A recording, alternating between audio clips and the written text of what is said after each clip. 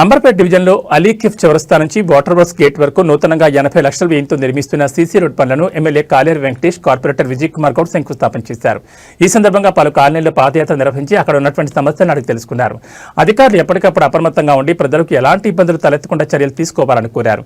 ఈ సందర్భంగా విజయ్ కుమార్ మాట్లాడుతూ అంబర్పేట డివిజన్లో దాదాపు అన్ని పనులు పూర్తయ్యాయని, చిన్న చిన్న సమస్యలు మినహా సీసీ రోడ్లు, డ్రైనేజ్ పైప్ లైన్లు, స్ట్రీట్ లైట్లు ఏర్పాటు చేశామని తెలిపారు.